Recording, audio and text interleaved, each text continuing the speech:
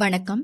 வழிகாட்டியில் தென் மாகாணத்தில் இடம்பெற்ற ஆசிரியர் போட்டிப் பரீட்சைகளுக்கான வினாத்தாளையும் விடையையும் பார்த்து கொண்டிருக்கிறோம்.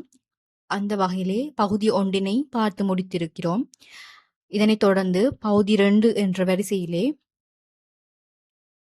அதற்கு முதல் பகுதி 1 குறிப்பிடப்பட்டுள்ள 7வது வினாவானது வலயம் ஒன்றில் அமைந்துள்ள ஆசிரியர் மத்திய நிலையத்தின் தலைவராக நியமிக்கப்பட வேண்டியவர். இதற்கான விடையானது ஆசிரியர் கல்வியலாளர் சேவையின் அலுவலகர் ஒருவர் என்பதாகும். தவறுதலாக 2வது விடை என பகுதி 1 குறிப்பிடப்பட்டுவிட்டது. இதனைத் தொடர்ந்து வழிகாட்டியில் பகுதி 2 பார்ப்போமாயின், வழிகாட்டியிலே தென் மாகாணத்தில் இடம்பெற்ற ஆசிரியர் போட்டி பரீட்சைக்கான வினாவுக்கான விடைகளை பார்த்து கொண்டிருக்கிறோம். பின்வரும் கல்வி அமைச்சர்களில் தென் மாகாணத்தை சேர்ந்த கல்வி அமைச்சர்கள் யார்? W Kannangara, Richard Pathirana, Lokku Bandara, Wijayananda Dahanayake, Badiudin Mahmud, Kalugalla. W Kannangara, Wijayananda Dahanayake, Richard Pathirana, Wijayananda Dahanayake, Richard Pathirana, Nissanka Wijeyeratne என்பவர்களின் பெயர்கள் விடைகளாக தரப்பட்டுள்ளது. இதற்கான சரியான விடையானது 3வது விடையாகும். டபிள்யூ கன்னங்கரா இலவச கல்வியின் தந்தையாக காணப்படுகிறார். ரிச்சர்ட் பத்ரன கல்வி அமைச்சராக காணப்படுகின்றார். அடுத்த வினா, இலவச கல்வி சட்டம் நிறைவேற்றப்பட்ட வருடம் எது? 1939, 1947, 1953, 1962. இதற்கான சரியான விடையானது 2வது விடையான 1947 என்பதாகும். 1945 அக்டோபர் மாதம் 1ஆம் தேதி கொண்டு வரப்பட்ட இலவச கல்வி சட்டமானது 1947 நிறைவேற்றப்பட்டதாகவும், இதற்கான சீர்திருத்தங்கள் 1951 தொடக்கம் 1953 காலப்பகுதியில் இடம்பெற்றதாகவும் காணப்படுகின்றது.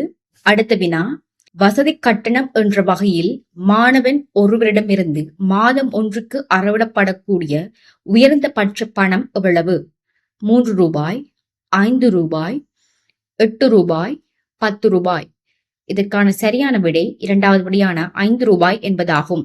இதனால் வருடம் ஒன்றுக்கு 60 ரூபாய் அறவிடப்படக்கூடியதாக காணப்படுகின்றது. அடுத்த வினா, பின்வருவனவற்றுள் கல்வி அமைச்சின் கீழ் நிறுவப்பட்டுள்ள நிறுவனங்களுள் கல்வி மாணி பட்டத்தை பெற்றுக் கொள்ளக்கூடிய நிறுவனம் எவை?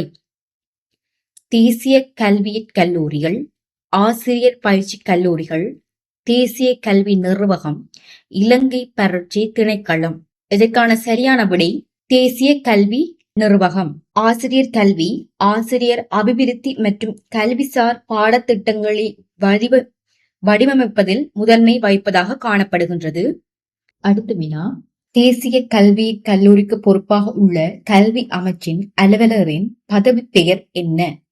இதற்கான விடைகளாக ஆசிரியர் கல்வி தொடர்பான கல்வி பணிப்பாளர், பிரதம ஆணையாளர் ஆசிரியர் கல்வி, கல்வி பணிப்பாளர் நாயகம், மேலதிக செயலாளர் ஆசிரியர் கல்வி என்பன விடைகளாக தரப்பட்டுள்ளது. இதற்கான சரியான விடையானது பிரதம ஆணையாளர் ஆசிரியர் கல்வி என்ற 2வது விடையாகும். அடுத்த வினா, தேசிய கல்வி நிர்வாக சட்டம் நிறைவேற்றப்பட்ட ஆண்டு யாது? இதற்கான சரியான விடையானது 1985 என்ற 2வது விடையாகும். 1985ஆம் ஆண்டின் 28ஆம் இலக்க தேசிய கல்வி நிர்வாக சட்டத்தின் கீழ் பாராளுமன்றத்தில் நிறைவேற்றப்பட்டு 1986ஆம் ஆண்டு நிறுவப்பட்டதாக இது காணப்படுகின்றது. அடுத்த வினா, காப்போத்த சாதாரண வகுப்புக்கான பாடத்திட்டத்தில் பிரதான பாடங்களின் எண்ணிக்கை எவ்வளவு? 3, 6, 4, 8 என்பன விடைகளாக தரப்பட்டுள்ளது. இதற்கான சரியான விடையானது 6 என்பதாகும். பிரதான பாடங்களாக தாய்மொழியான தமிழ், சிங்களம், அதோடு கணிதம், விஞ்ஞானம், சமயம், வரலாறு, ஆங்கிலம் என்பன முக்கியமான பாடங்களாக அமைந்து காணப்படுகின்றது. அடுத்த வினா, இருமொழி கல்வி வேலை திட்டத்தின் கீழ் ஆங்கில மொழிகளில் கற்பிக்க முடியாத பாடம் யாது? சுகாதாரமும் உடல் கல்வியும் மற்றும் வரலாறும், சமயம் மற்றும் சமூக கல்வி, வரலாறு மற்றும் புவியியல், சமயம் மற்றும் வரலாறு என்பன விடைகளாக தரப்பட்டுள்ளது. இதற்கான சரியான விடை 4வது விடையான சமயம் மற்றும் வரலாறு என்பதாகும். அடுத்த வினா, காப்போத்த உயர்தர வகுப்புகளிலே தொழில்நுட்பவியல் பாடத்துறையை பயிலும் மாணவர்களால் தொழில்நுட்பவியல் பிரிவுகள் 2இல் ஒன்றை தெரிவு செய்ய முடியும். அந்த 2 தொழில்நுட்ப பிரிவுகளும் எவை?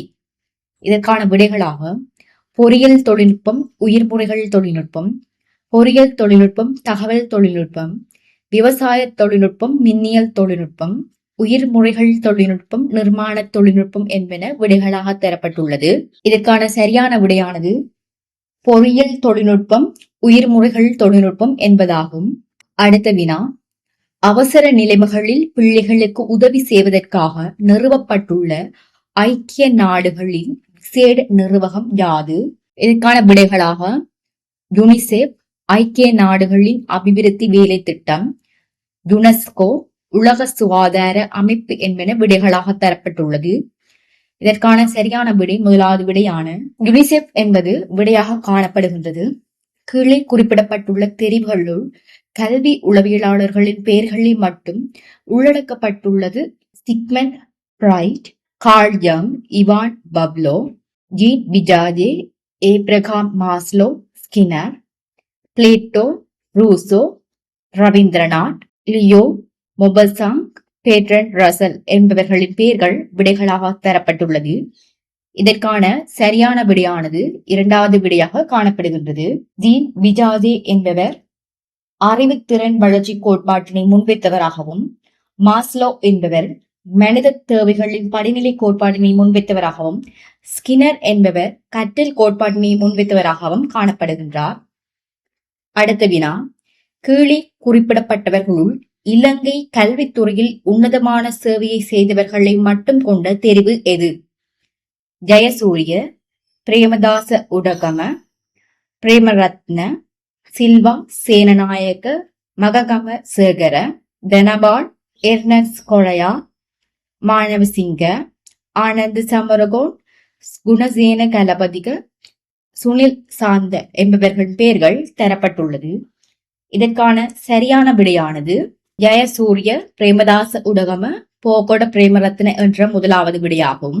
அடுத்த வினா, கீழே குறிப்பிடப்பட்டுள்ள காலங்களில் இலங்கையில் முக்கியமான கல்வி சீர்திருத்தங்கள் ஏற்பட்ட காலப்பகுதியை குறிப்பிடும் தெரிவு யாது? 1920 தொடக்கம் 24, 1948 தொடக்கம் 49, 1966 தொடக்கம் 67, 1934 தொடக்கம் 35, 1941 தொடக்கம் 42,